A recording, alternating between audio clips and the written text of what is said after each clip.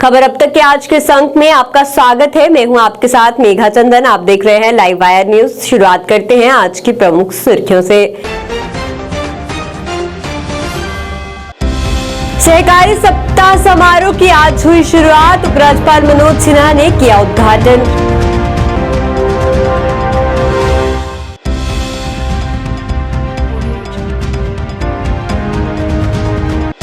PDP की अध्यक्ष और पूर्व मुख्यमंत्री महबूबा मुफ्ती ने सरकार पर साधा निशाना। कहा, जम्मू कश्मीर के बिजली उत्पादक होने के बावजूद भी बिजली के उपकरणों का नहीं करने दिया जा रहा उपयोग।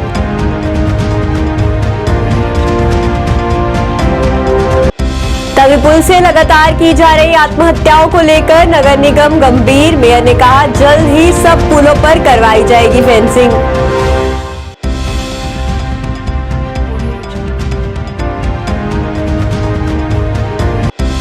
पंडित जवाहरलाल नेहरू की जयंती पर उन्हें कांग्रेस ने किया याद, अर्पित की श्रद्धांजलि।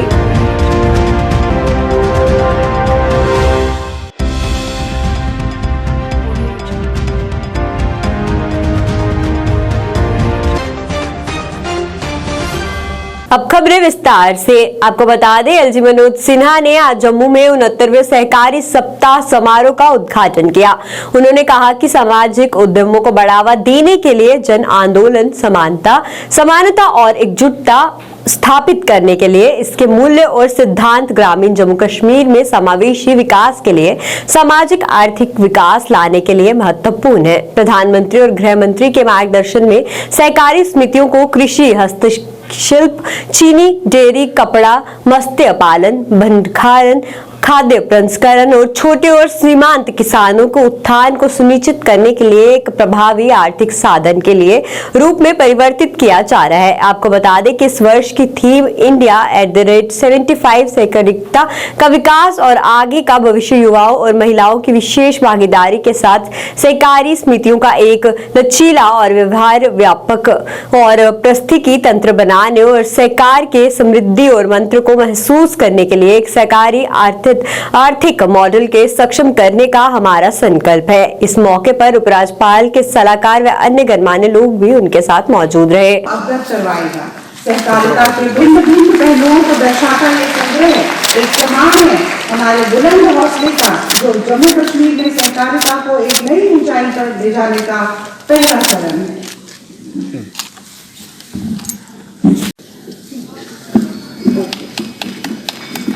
Shrimati Savitri Devi, Kaushal Jammu. Doctor Nidhi Pathania, CEO Babajito basmati producers limited.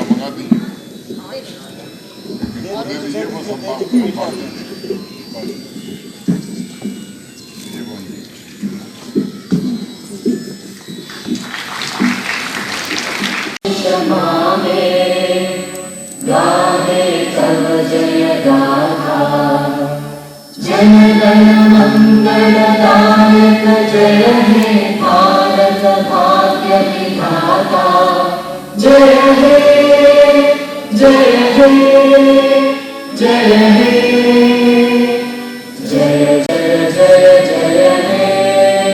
Shri Sunil Chaudhary जी, नौशहरा मेज and agro producer cooperative limited से।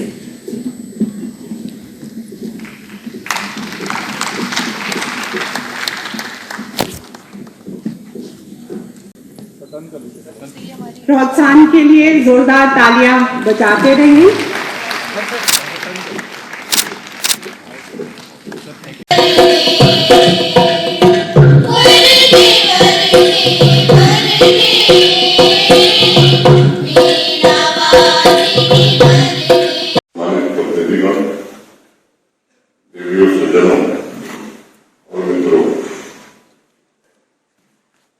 सबसे पहले मैं आप सभी को सहकारिता सप्ताह की बहुत बहुत शुभकामनाएं देता हूं।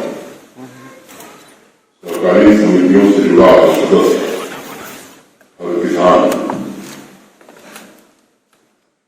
आज माननीय प्रधानमंत्री जी तथा देश के सहकारिता मंत्री श्री अमित शाह जी के मार्गदर्शन में सहकारिता आंदोलन की मजबूत इमारत निर्मित करने में नए युग की शुरुआत करने में जुटा है।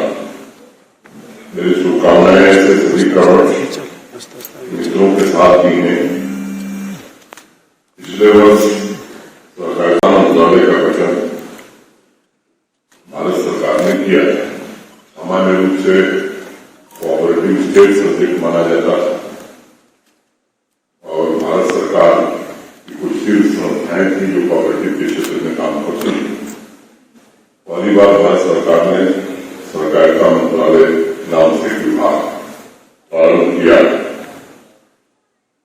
देश की अर्थव्यवस्था में विशेष रूप से ग्रामीण अर्थव्यवस्था सहकारिता की भावना को समृद्ध करने के लिए मैं समझता हूं कि एक महत्वपूर्ण कदम है और मुझे उम्मीद है कि आजादी के इस अमृत कालखंड में सरकार की नई संस्कृति विकसित करने में हम सब मिलकर के अवश्य कामयाब होंगे।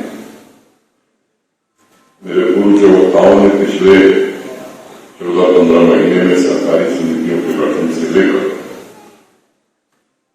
बाकी विकास यात्रा विचार व्यक्त किए। इस दिशा में हुई प्रगति से संबंधित आंकड़े हमारे समक्ष रखे गए। सरकारी आंदोलन से जुड़े सभी सदस्यों और खासकर कोऑपरेटिव डिपार्टमेंट के अधिकारियों से मैं कहना चाहूंगा कि सरकार की संस्कृति हमारे लिए कोई नई नहीं है। जब भारत का संविधान बना था तो हमारे नीति निर्माताओं ने इस पर बहुत विशद चर्चा की और समावेशी विकास के तमाम पहलुओं जांचने परखने के बाद ये निर्णय किया गया था कि हर एक व्यक्ति को आत्मनिर्भर अगर बनाना है तो उसका माध्यम से सहकारिता ही हो सकता है। पीडीपी की अध्यक्षा और पूर्व मुख्यमंत्री महबूबा मुफ्ती ने कहा कि जम्मू कश्मीर बिजली का उत्पादक है, परंतु बावजूद इसके भी जम्मू कश्मीर को बिजली के उपकरणों का उपयोग नहीं करने को कहा गया है, जो कि जम्मू कश्मीर के लोगों के साथ सरासर नाइंसाफी है। वहीं इस मौके पर उन्होंने ये भी कहा कि नेहरू एक सेक्युलर नेता थे जिनके नेतृत्व में जम्मू कश्मीर भारत में विलीन हुआ। वहीं शेख अब्दुल्ला और जवाहरलाल नेहरू जैसे नेता सेक्युलर देश के उदाहरण थे। बता दें, महबूबा मुफ्ती ने ये सब पार्टी में नए सदस्य शामिल होने के मौके पर कहा। मेरा ये मानना है जवाहरलाल नेहरू की वजह से जम्मू कश्मीर उसके सेक्युलरिज्म की वजह से, उसकी डेमोक्रेटिक वैल्यूज की वजह से और जो बाकी लीडर उनके साथ थे, चाहे गांधी जी थे, चाहे मौलाना अबुल कलाम आज़ाद थे, चाहे अंबेडकर साहब थे, चाहे सरदार पटेल थे, तो Jawaharlal Nehru was the main person जिसकी वजह से जम्मू कश्मीर हिंदुस्तान का हिस्सा बना। अगर जवाहरलाल नेहरू नहीं होते, अगर उनका जम्मू कश्मीर के साथ जो रिश्ता है अगर वो रिश्ता नहीं होता, अगर शेख साहब और जवाहरलाल नेहरू के आपस में इतने गहरे ताल्लुकात नहीं होते, अगर जवाहरलाल नेहरू के कश्मीरियों के साथ इतना लगाव नहीं होता, तो मुझे नहीं लगता है कि जम्मू कश्मीर इस मुल्क का हिस्सा होता। खासकर जो आज की सरकार हिंदुस्तान में है, अगर वो सरकार उस वक्त 1947 में होती तो जम्मू कश्मीर कतन मजहब की बुनियादों को दरकिरार करके हिंदुस्तान का जिसको ये बनाना चाहते हैं, जहाँ सेक्युलरिज्म खत्म हो रहा है, डेमोक्रेसी खत्म हो रही है, इस सो कॉल्ड, मैं इसको हिंदुत्व भी नहीं कहूंगी, मुझे नहीं मालूम ये क्या तभी पुल से लगातार की जा रही आत्महत्याओं को लेकर जम्मू नगर निगम अब गंभीर हो गया है और इसके लिए कदम उठा रहा है। इसके बारे में हमारे संवाददाता ने जम्मू नगर निगम के मेयर राजेंद्र शर्मा से बातचीत की, जिस पर उन्होंने बताया कि अब जल्द से जल्द सभी पुलों पर फेंसिंग की जाएगी ताकि इस तरह की घटनाएं ना हो। उन्होंने इससे जुड़ी अन्य भी जानकारी दी। आइए नजर डालते हैं।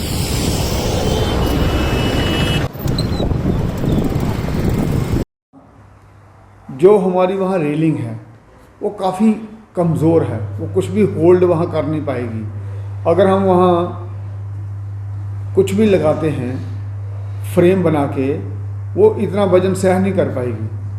अब उस दूसरी ऑप्शन ये बचती है कि जो नीचे कॉलम्स हैं वहाँ से कुछ सपोर्ट दे के ऊपर किया जाए। अब फिजिबिलिटी उसकी देखनी पड़ेगी, क्योंकि जो होल्ड करना है वो ब्रिज ने होल्ड करना है, तो ब्रिज में होल्ड करने के लिए वैसी कैपेसिटी भी चाहिए, वो फ़िलहाल मुझे कहीं दिख नहीं रही है। फिर भी मैं कुछ ऑप्शंस एक्सप्लोर कर रहा हूँ जिसके कारण वहाँ कोई ऐसे बंदिश लगा दी जाए कि ये जंपिंग वहाँ से नहीं हो पाए।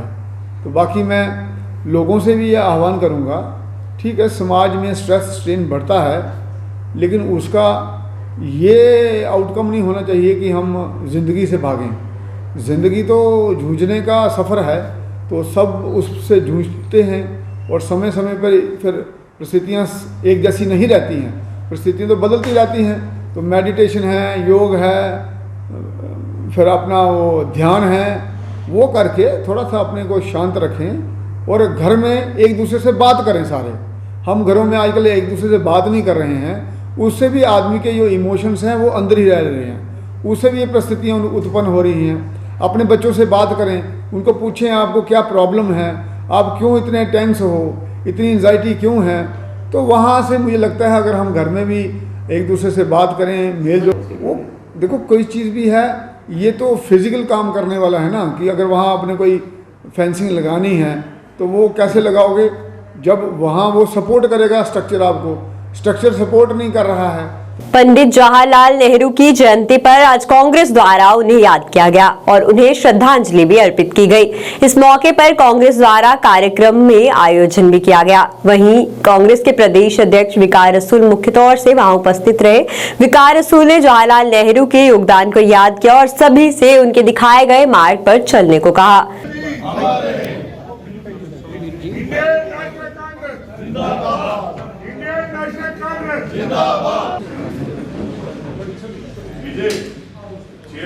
नेहरू जी का दिन है और इस दिन पर हम तमाम भारतवासियों को मुबारकबाद पेश करते हैं। असल में जो आज की गवर्नमेंट न्यू इंडिया की बात करती है, न्यू इंडिया का कंसेप्ट अगर किसी ने दिया है और अगर न्यू इंडिया किसी ने बनाया है, वो पंडित नेहरू जी ने उसकी बुनियाद डाली है। और पंडित नेहरू जी ही वो शख्सियत हैं जिन्होंने इस देश को डेवलपमेंट की दिशा दी। डेवलपमेंट कैसे करते हैं उन्होंने बताया। एम्स का कंसेप्ट उनका था, आईआईएम का कंसेप्ट उनका था, आईआईटी का कंसेप्ट उनमें उनका था। यूनिवर्सिटीज़ की बुनियादें जो है उनके टाइम में पड़ी। डैम्स जो है जैसे भाखरा नंगल डैम है उनके टाइम में शुरू हुआ और हमारे वहाँ जवाहर टनल उनके टाइम में बना। इसी तरीके से न्यू इंडिया का कंसेप्ट जो है वो नेहरू जी का था और नेहरू जी ही न्यू इंडिया की बुनियाद है। और हिंदुस्तान की आज़ादी में उनका एक बहुत अहम रोल रहा। वो जेल भी गए और उनने बहुत शाना बशाना गांधी जी के साथ मिलके इस मुल्क को आज़ाद कराने में उनका एक अहम रोल रहा। तो आज के इस मौके पे हम उनको श्रद्धांजलि पेश करते हैं। और दूसरा आज चिल्ड्रंस डे है जो नेहरू जी के नाम पे ही, उनके दिन पे ही रखा गया है, क्योंकि नेहरू जी जो है बच्चों से बहुत प्यार करते थे और बच्चों के लिए वो बहुत कुछ करते थे। पुंछ जिले के सुरनकोट तहसील के मुफ्लियाज में बालू का आतंक देखने को मिल रहा है, जिसकी वजह से लोगों में डर का माहौल देखने को भी मिल रहा है। बालू के हमले में कई लोग घायल भी हो गए हैं, जिन्हें उपचार के लिए अस्पताल ले जाया गया है, जहां उनका इलाज जारी है। लोगों ने भालू को पकड़ने की भी मांग की है।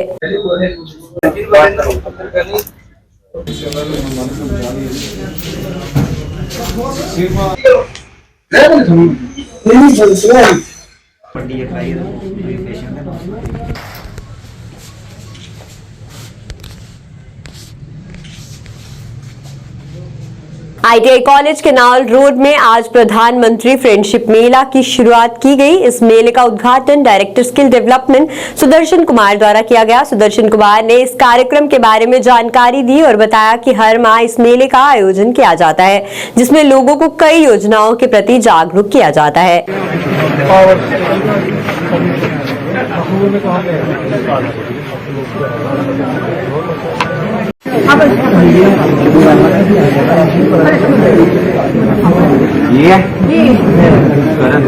प्रधानमंत्री नेशनल अप्रेंटिसशिप मेला हर महीने हम ऑर्गेनाइज करते हैं। आज हमारे गवर्नमेंट ITI जम्मू, सांबा और कठुआ और श्रीनगर में 3 जगह ऑर्गेनाइज कर रहे हैं।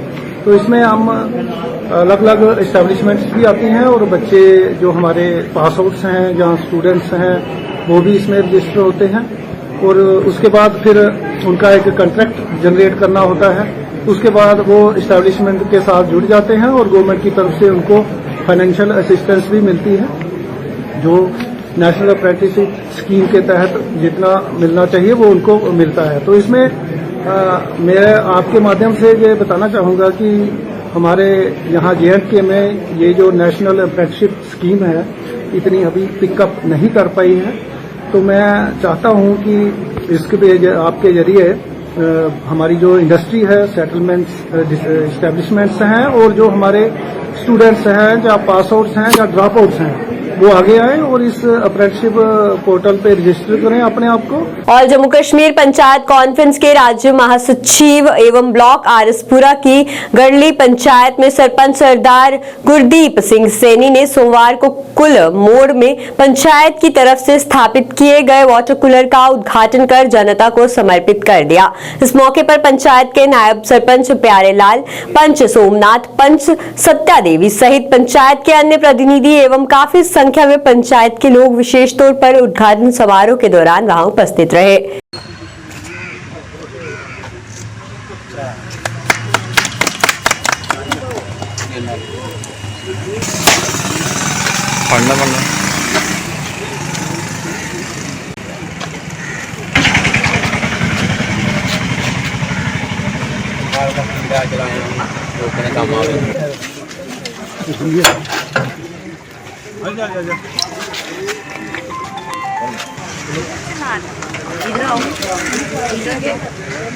सरपंच जो हैं उन्होंने भी काफ़ी मेरे लिए यानी कि सपोर्ट किया। और ये हमारा जो 1 लाख का प्रोजेक्ट था, ये विद इन यानी 2 और 3 मंथ्स के अंदर हमने ये कंप्लीट किया हुआ है। और इस चौक में जो भी गर्मियों में लोग आते थे तो यहाँ पे पानी की बहुत ज़्यादा लोगों को कठिनाई थी, दिक्कत थी। आए दिन वो आगे पीछे कहीं पानी के लिए दौड़ते थे, लेकिन ये जो हमने जो प्रोजेक्ट तैयार किया हुआ है बहुत ही अच्छा एक प्रोजेक्ट तैयार है। और आने वाले दिनों में लोगों के लिए एक अच्छा प्लेटफॉर्म है। जो भी यहाँ से गुजरेगा वो कम से कम अगर पानी की प्यास हो मजे से बुझा सकता है। और आने वाले दिनों में हम ये चाहते हैं कि हर घर में पानी की जो इस समय शॉर्टेज चल रही है वो अपने घरों में पानी का पूरी तरह से। आज जो पहले सुबह अवेयरनेस कैंप था जल जीवन मिशन के तहत, उसी को मद्देनजर रखते हुए मेरे लोगों की, खासकर मेरे पंच सोमनाथ की भी ये ख्वाहिश थी और मेरी अपनी भी कि कूड़ मोड़ में जो पैसेंजर आते हैं, गाड़ी का वेट करते हैं, जहाँ सैर करते हैं हमारे बुजुर्ग और नौजवान दौड़ लगाते हैं, तो पानी का जहाँ पे कोई प्रबंध नहीं था, उसी जल जीवन मिशन के तहत मैंने PRI से 1 लाख रुपया जहाँ दिया और मैंने वाटर कूलर लगाया जहाँ पे कूड़ मोड़ में। इससे बहुत सारे लोगों को, चाहे बुजुर्ग हैं, माताएं हैं, बहनें हैं, सबको फ़ायदा होगा। गर्मी में जब भी प्यास लगती है वो पानी यहाँ से पी सकते हैं। ये सब के लिए है।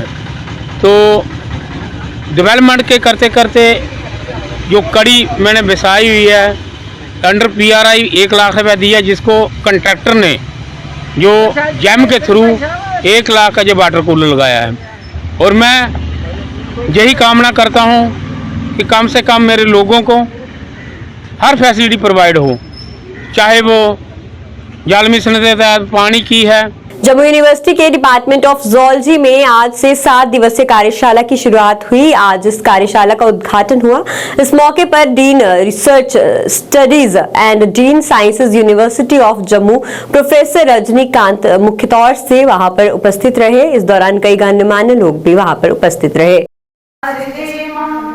तू स्वर की देवी है, संगीत तुझसे, हर शब्द तेरा है, हर गीत तुझसे। तू स्वर की देवी है, संगीत तुझसे, हर शब्द तेरा है, हर गीत तुझसे। हम हैं अकेले, हम हैं अधूरे, तेरी शरण हम, हमें प्यार दे माँ, प्यार दे माँ। से जम्मू यूनिवर्सिटी के जूलॉजी विभाग से WS और PCR टेक्निक्स पे एक वर्कशॉप करवा रहे हैं। और ये DST की वर्कशॉप है जो हमें IIT गुजरात से स्पॉन्सर हुई है। और इस वर्कशॉप में अबाउट 80% पार्टिसिपेंट्स बाकी अदर स्टेट्स के हैं, कंट्री के। और ये जो टेक्निक्स हैं जो हम सिखाने जा रहे हैं इनको पूरे 7 दिन के लिए इनका रहने की सारी व्यवस्था हमने की हुई है और ये लोग यहाँ 7 दिन रहेंगे और ड्यूरिंग दिस पीरियड ये WS की और PCR टेक्निक्स सीखेंगे क्योंकि इनकी बहुत ज़्यादा एप्लीकेबिलिटी है। किस तरह से हम जेनेटिक डिजीज़ को फाइंड आउट करते हैं या अगर पोल्यूशन है एनवायरनमेंट में, पानी में, सेडिमेंट्स में हमारी या किसी फिश के अंदर कोई पोल्यूशन है तो हम वो किस तरह से डिटेक्ट कर सकते हैं। This is the technique. घाटी के ऊपरी इलाकों में ताजा बर्फबारी और मैदानी इलाकों में हो रही बारिश के कारण घाटी में चल रहे बिजली संकट के कारण घाटी अंधेरे में है और लोग भी काफी परेशान हैं। वहीं इस अवसर पर बोलते हुए लालचौक के पार्षद वजाहत ने बिजली कटौती पर सवाल उठाया और कहा कि प्रशासन को बिजली कटौती पर उचित निर्णय निकालना चाहिए क्योंकि ताजा बर्फबारी के कारण ठंड बढ़ जाती है और तापमान गिर जाता है जिसकी वजह से घाटी में बिजली एक आवश्यक हिस्सा बन जाता है। देखिए, सबसे पहले अस्सलाम वालेकुम। खफा होना तो जायज़ सी बात है क्योंकि ये जो मौसमी सर्दा दस्तक देते हुए ही लोगों में एक हलचल सी मच जाती है। आपको पता है कितने हार्श विंटर आते हैं आगे पीछे, जो विंटर ने अपना मुंह दिखाया उसकी वजह से ज़्यादा लोग घबराए हुए हैं। एक बार मैं ज़रूर कहना चाहूँगा कि जो अनशेड्यूल्ड पावर कट्स होते बड़ी दिक्कत होती है लोगों को। हाँ, कट्स तो करने वो भी लाजिम है, जायज़ है क्योंकि जो लोड पड़ता है और लोड पड़ता है ट्रांसफर उनको रेस्ट देने के एक जैसे वो है, उनको रेस्ट देना पड़ता है, उसकी वजह से थोड़ा वो पावर कंटेनमेंट करनी पड़ती है। लेकिन गुजारिश है आपके माध्यम से कि power cuts, unscheduled power cuts जो लोगों को दिक्कत का सामना बनता है इस चीज़ से। हालांकि हाल ही में एक शेड्यूल निकला था जिसके चीफ इंजीनियर साहब ने वजाहत की कि ये सही नहीं है। उन्होंने ये बताया हुआ है कि 15 से 20 तारीख के अंदर नवंबर तक हम अपना पावर जो शेड्यूल, उसका जो शेड्यूल वो पब्लिश करेंगे, लोगों तक लाएंगे। तो बेहतर है कि अगर मीटर लग गए जो स्मार्ट मीटर्स, अब उनका फ़ीस भी अदाई वक्त पे होगी और पूरी तरह से जो उन्होंने मुंतखब किया वो लोग देने के लिए तैयार है और एक्सेप्ट किए लोगों ने, बहुत जगह मीटर भी हो गए। मुझे लगता है उस चीज़ को मद्देनज़र रख के पावर का शेड्यूल, पावर कट का जो शेड्यूल है बहुत कम होना चाहिए क्योंकि ये ज़रूरत ज़िंदगी है, खासकर सरमाए में। एमएटी के उपनिदेशक मुख्तार अहमद ने मौसम की जानकारी देते हुए कहा कि वर्तमान में जम्मू कश्मीर के अधिकांश हिस्सों में मौसम खराब है और जम्मू कश्मीर के मैदानी इलाकों में बारिश और ऊंचाई वाले इलाकों में बर्फबारी हो रही है और साथ ही साथ दिन के अधिकांश भाग में यही मौसम रहने की संभावना है। उन्होंने ये भी कहा कि 15 से 18 तक अधिकांश रूप से बादल छाए रहेंगे और 18 से 19 तक बादल छाए रहेंगे और हालांकि माध्यम बारिश भी हो सकती है, लेकिन 20 तारीख तक किसी बड़े हिमपात का अनुमान नहीं है। वहीं बारिश और बर्फबारी के ताजा दौर के बाद मुगल रोड, SSG रोड, गोमरी और सोनमर्ग जैसी कई सड़कें यातायात के लिए बंद कर दी जाएंगी। पेशनगोई थी 13-14 के बीच में एक्सपेल होगा और कल रात से ही जो है मौसम में बिल्कुल तब्दीली आई जिसके कारण जो है हल्की बारिशें खासकर मैदानी इलाकों में through out Jammu and Kashmir और पहाड़ी इलाकों में भी खासकर north western parts, Kupwara, Baramulla, Bandipora और सेंट्रल कश्मीर के गांदरबल, सोनमर्ग, इन सारे एरियाज़ में हल्की से लेकर दरमियानी दर्जे की बर्फबारी हुई और माचिल सेक्टर के आसपास जो है सबसे ज़्यादा स्नोफॉल हुआ है, ऑलमोस्ट 1 फीट के आसपास। बाकी गुलमर्ग, सोनमर्ग, इन सारे एरियाज़ में 6 से 7 इंच तक की बर्फबारी हुई है। तो अभी फ़िलहाल कुछ एक जगहों पे हल्की बर्फबारी हो रही है, कुछ एक जगहों पे हल्की बारिशें भी, और मैदानी इलाकों में भी खासकर हंडवारा, बारामूला के रफियाबाद और कुपवारा के भी कुछ एक जगहों पे हल्की बर्फबारी हुई है। तो ये जो है सिलसिला आज दोपहर तक रहेगा। दोपहर के बाद जो है ग्रेजुअल इम्प्रूवमेंट होगा और इंशाल्लाह मौसम जो है कल दोपहर के बाद कल से जो है मौसम ठीक हो जाएगा लगभग 18 शाम तक। और 19-20 के आसपास भी एक फीबल WD है, हल्की बारिशें खासकर मैदानी इलाकों में, और हल्की बर्फबारी जो है पहाड़ी इलाकों में एक्सपेक्टेड है खासकर 19-20 के आसपास। और लगभग उसके बाद जो है 23 नवंबर तक जो है मौसम अमूमन ठीक रहने के चांसेस हैं। तो फिलहाल अभी 18 शाम तक जो है मौसम ठीक रहेगा आज इवनिंग से, और बाकी 19-20 के आसपास एक लाइट स्पेल के chances. The department of tribal affairs ने डाइट कुलगाम में केंद्र शासित प्रदेश जम्मू और कश्मीर में अनुसूचित जनजातियों को बेहतरी के लिए प्रचालित योजनाओं के बारे में जागरूकता फैलाने के लिए जागरूकता शिविर से कार्यशाला का आयोजन किया। वही जागरूकता शिविर से कार्यशाला में DDC chairman Kulgam Mohammad Afzal Pare, ADC Kulgam Shaukat Ahmad Rathar, DDC members, BDC chairperson, principal of GDC तथा विभिन्न संस्थानों के संकाय सदस्यों ने भी भाग लिया। वहीं इस अवसर पर बोलते हुए आदिवासी मामलों के संयोजक जावेद अहमद पारे ने कहा कि इस जागरूकता शिविर को आयोजित करने का उद्देश्य शैक्षणिक संस्थानों में प्रमुख को अनुसूचित जनजातियों की बेहतरी के लिए योजनाओं के बारे में जानकारी का प्रसार करना है। लेकिन थोड़ी सी वहाँ पे अब एजुकेशन डिपार्टमेंट की रिस्पॉन्सिबिलिटी बनती है कि वो अपना फर्ज अदा करें। हमारा यहाँ कुलगाम आने का ये मकसद है, जैसे आपने रिसेंटली देखा कि हम हर डिस्ट्रिक्ट में जा रहे हैं, जहाँ जहाँ हमारे डिस्ट्रिक्ट है, तो हमने अभी तक 6 डिस्ट्रिक्ट को कवर किया है। आगे हम इंशाल्लाह आज के बाद हम परसों शुपियान में भी ऐसे प्रोग्राम करने जा रहे हैं। यहाँ हमारा मकसद और फोकस ये है कि हम जितनी भी ट्राइबल अफेयर्स की डिपार्टमेंट की तरफ से चलाई जा रही स्कीमें, उन स्कीमों की जानकारी अपने शेड्यूल ट्राइब बरादरी को दें ताकि वो इन स्कीमों से आगे फ़ायदा उठा सके। आज हम पहले फेज़ में हमने स्कॉलरशिप स्कीमों का आज यहाँ मतलब स्टार्ट किया है। इसी तरह से हमने कुलगाम में भी स्टार्ट किया है कि कौन कौन सी स्कॉलरशिप स्कीम हमारे पास है, किस बच्चों को क्या फ़ायदा, क्राइटेरिया इन स्कॉलरशिप स्कीमों का क्या है कि कौन कौन अप्लाई कर सकता है। वो हमने अपने INO जो हमारे आए थे, इंस्टीट्यूशनल नोडल ऑफिसर या ZDO साहिबान आए थे, या एजुकेशन से हेडमास्टर साहिबान या प्रिंसिपल साहिबान है, उनके साथ हमने शेयर की कि किस स्कीम में कितना फ़ायदा है। देशभगत यूनिवर्सिटी द्वारा आज एक पत्रकार वार्ता का आयोजन किया गया। इस अवसर पर बोलते हुए जानकारी दी गई कि यूनिवर्सिटी नई शिक्षा नीति पर चल रही है और बेहतर शिक्षा प्रदान कर रही है। इस मौके पर युवाओं से बेहतर शिक्षा के लिए उनकी यूनिवर्सिटी में दाखिला लेने की भी अपील की गई। देशभगत यूनिवर्सिटी ने एक ऐसा इनिशिएटिव लिया है पैन इंडिया लेवल पे, और हम लोग ऐसा प्रचार कर रहे हैं न्यू एजुकेशन पॉलिसी 2020 का, जो मोदी साहब ने एक इनिशिएटिव लिया कि हमने एजुकेशन को उस लेवल पर लेके जाना जो वर्ल्ड क्लास एजुकेशन होती है। तो यूनिवर्सिटी NEP इम्प्लीमेंट कर दी है, तो वो ऑफर कर रही है multi level entry exit, skill development पे फोकस होगा, क्रिएटिव एबिलिटी के ऊपर, डिज़ाइन थिंकिंग के ऊपर आपका फोकस रहेगा। और अगर आप चाहते हो 1 साल बाद डिप्लोमा मिलेगा, 2 साल में आपको जिसे कहते हैं 1 ईयर सर्टिफिकेट, 2 साल डिप्लोमा, 3 साल degree, 4 year degree with research. तो यूनिवर्सिटी डिप्लोमा से लेकर PhD तक प्रोग्राम ऑफर कर रही है आपके पास। और जम्मू कश्मीर के लिए हम जॉब फेयर लेके आए हैं यहाँ पर, जो 25 नवंबर को होगा। और कई स्टूडेंट अब्रॉड जाना चाहते हैं, तो यूनिवर्सिटी उनके लिए IELTS+ प्रोग्राम लेके आ रही है, साथ में कुछ ट्विनिंग प्रोग्राम 2+2।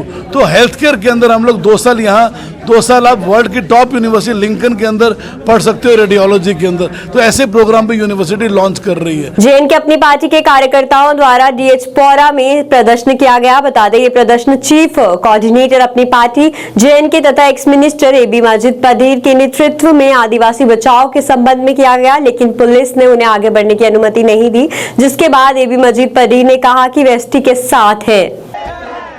के साथ छेड़छाड़ मत करो, मत करो,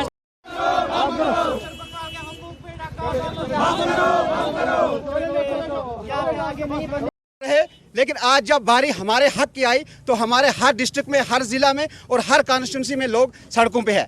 लेकिन हमारे साथ जो पुलिस कर रही है, इसकी हमें बहुत ही अफसोस है, बड़ा ही दुख है कि हम कोई मुल्क के खिलाफ नहीं जा रहे हैं, हम अपने हक के लिए जा रहे हैं। हम अपने हक की लड़ाई लड़ रहे हैं, तो हमें अपने हक के ऊपर रोका ना जाए। मैं मेहरबानी करके मेरी गुजारिश होगी एडमिनिस्ट्रेशन से कि हमारा कल 2 दिन पहले भी एक प्रोग्राम था, जो अहरबल से प्रोग्राम था, उनको भी रोका गया, और आज हमारा जो DH पुरा से जाने का था, हमें भी रोका गया। लेकिन बराए मेहरबानी, हमें ये किसी के खिलाफ नहीं है, हमारे अपने हक का मामला है। तो हम, जहाँ तक मेरे कहने का सवाल है, अब्दुल मजीद पढ़र, जहाँ तक मेरे कहने का सवाल है, मैंने यही कहा है कि मैं STU के साथ हमेशा रहूँगा, इनके हुकूक को मैं पायमाल नहीं होने दूंगा, इनके ये जो अपना स्टेटस है, उस स्टेटस के लिए मैं लड़ूंगा। अगर इनके साथ मुझे सड़कों पर भी निकलना पड़ेगा, जो भी मुझे करना होगा, मैं इनके साथ हूं। खबर अब तक के आज के संग में फिलहाल इतना ही। देखते रहिए लाइव वायर न्यूज। धन्यवाद।